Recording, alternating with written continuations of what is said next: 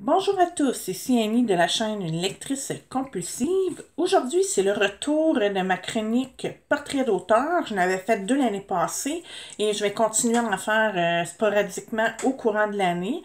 Et aussi, si jamais vous avez des idées d'auteurs que vous aimeriez que j'en parle plus en détail et que j'ai dans ma bibliothèque, n'hésitez pas à les mettre en commentaire. C'est toujours le fun aussi d'avoir des réactions du public, dans le fond. Aujourd'hui, je vais vous présenter une autrice qui s'appelle Jenny Devro, qui a écrit 5 livres et j'attends son prochain avec impatience parce que je sais qu'elle est en train d'en préparer un en ce moment et j'ai adoré ces 5 livres, donc je croise les doigts qu'il va sortir peut-être cet automne. Ça va être à suivre. Aussi, bien, elle a son propre podcast qui s'appelle Mon doux chaos, puis quelques produits en vente en lien justement avec ce podcast-là. Je vais vous mettre le lien de sa boutique en, euh, en barre d'informations. Je ne me suis pas procuré encore aucune de ses chandelles, mais il y a aussi quelques bijoux qui m'intéressaient, donc je vais la mettre dans ma liste de choses à faire pour cet été ou peut-être au plus tard autour de mon anniversaire cet automne. Donc, on va commencer. Je vais vous présenter mon préféré parmi ces 5 livres. C'est Elle. Et comme vous en doutez, j'ai mis mon collier avec un petit cœur parce que oui, c'est une romance contemporaine qui se passe, devinez-le, en Écosse. Oui, fait que oui, vous allez voir quand même certains liens entre les auteurs que je vais vous présenter parce que j'adore l'Écosse depuis que j'ai vu la série Outlander. J'espère pouvoir y aller un jour, même si c'est quand même très cher à voyager, mais je croise les doigts pour pouvoir y aller un jour. Ici, c'est l'histoire de Alina qui n'a que 19 ans. Alina n'a que 19 ans lorsqu'elle s'enlève la vie. Cassandre, ébranlée par cet acte brutal, réalise qu'elle doit s'arracher à sa vie terne. Elle s'envole alors pour Londres, afin d'y vivre le rêve de sa meilleure amie disparue. Oui, parce qu'effectivement, il y a une partie qui se passe aussi à Londres. Raison de plus, c'est... Si vous aimez Harry Potter, vous allez peut-être aimer aussi cette partie-là du livre. Le futur de James, c'est Olivia. Après un tragique accident, ses chances d'accéder au bonheur s'écroulent et il s'isole plutôt que d'affronter la réalité. Espérant rallumer une étincelle dans le regard de son têtu de petit-fils, Ollie le prend sur son aile. Le mal de vivre de James se confrontera toutefois au caractère naissant de Cassandre, nouvellement employée à l'hôtel de Holly. Trois événements déterminant 3 femmes. Ils seront à l'origine de l'histoire de Cass et James. Fait que c'est sûr que c'est beaucoup... C'est pour ça que ça s'appelle Elle au pluriel, parce qu'on parlait de 3 femmes en particulier. Il y a des bouts en anglais aussi, parce que justement, James habite en Écosse, donc on peut bien s'imaginer que si ça se passait dans la vraie vie, en fait, James il parlerait juste probablement écossais avec ou justement anglais. Mais il y a aussi des phrases en français, justement, parce que c'est un livre québécois. Mais en réalité, c'est ça, les chances de trouver un francophone en Écosse sont quand même assez minimes. Donc, ça rajoute quand même du réalisme à l'histoire. Je sais, moi, ça me bug un petit peu quand il y a des phrases anglophones dans un livre en français. Mais je crois que dans ce cas-ci, c'était quand même très bien préparé. C'est sûr aussi, préparez-vous des mouchoirs, parce que comme vous avez pu voir, on parle de les deux protagonistes ont perdu des personnes chères à leur cœur. Fait que c'est sûr que c'est quand même, il y a des scènes très émouvantes. Comme dans toutes les romances, c'est sûr que c'est pas toujours rose. Mais je vous dirais même que James, j'avais eu un petit crush sur lui, justement, en le lisant. Si vous avez, d'ailleurs, je vous recommande, si vous ne connaissez pas cet auteur-là, ça pourrait être une très belle façon de la découvrir, parce que comme je disais, parmi tous ses livres, c'est lui mon préféré.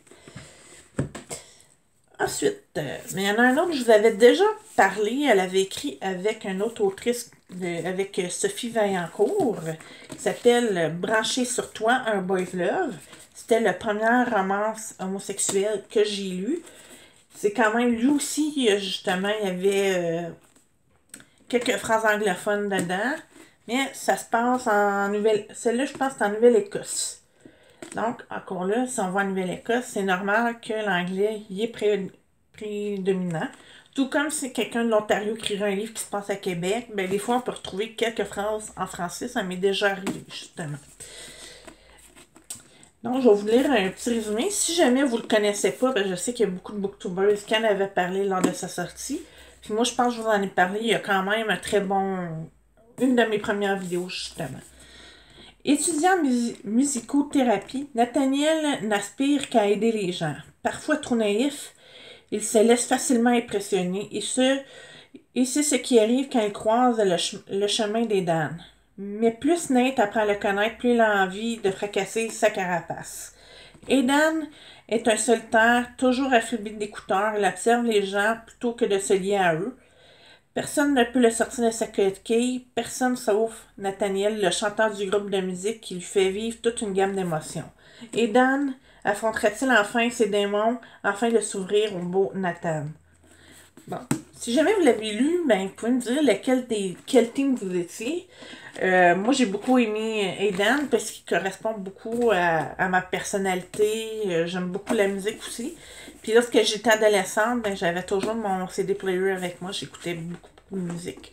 Là, j'adore tout le temps beaucoup de musique, encore la musique, mais là, je dirais que la littérature a pris plus d'importance dans ma vie adulte.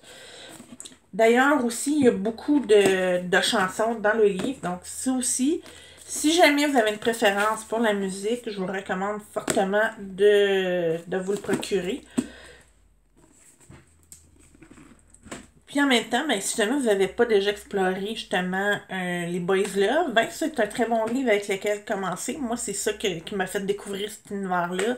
Et bon, je me suis dit, bon, que ce soit un gars ou une fille ou deux gars, c'est souvent les mêmes problèmes de communication qui reviennent. Donc, ça fait juste faire changement un petit peu, puis ça fait sortir de notre zone de confort dans certaines occasions. Et maintenant, ben, les 3 prochains que je vais vous présenter, c'est une trilogie qui s'est terminée au début de 2021. Moi, dès qu'il était en pré-vente, moi, le dernier, j'ai pas hésité à me le procurer. Il s'agit de la trilogie Feu et Ombre. Le premier tome s'appelle Incandescence. C'est un univers de magie fantastique. Donc, vous pouvez voir quand même, Jenny, elle explore différents genres littéraires.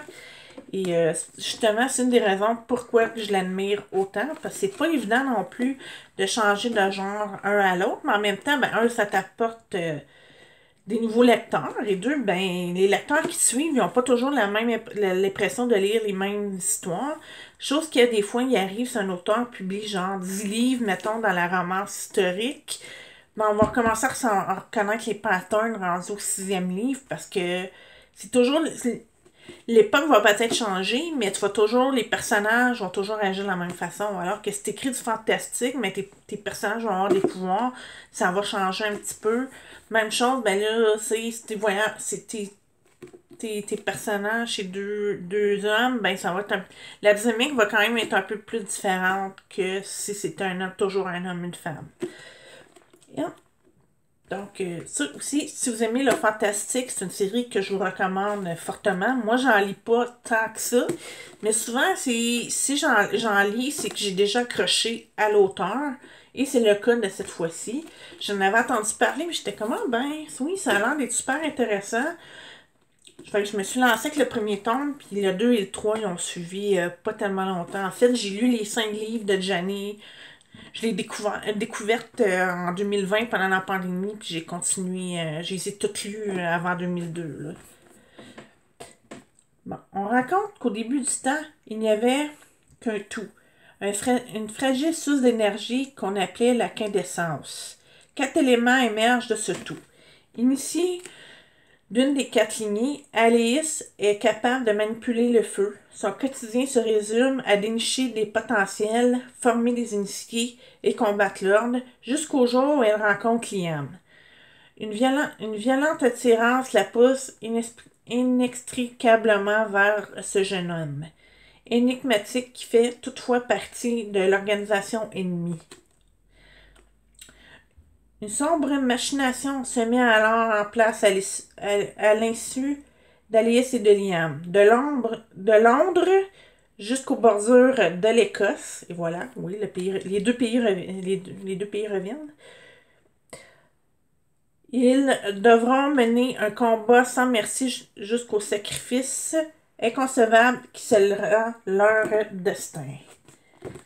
Donc, moi qui étais vraiment une fan du couple Phoebe Cole dans Charm, c'est un peu ça, un amour impossible.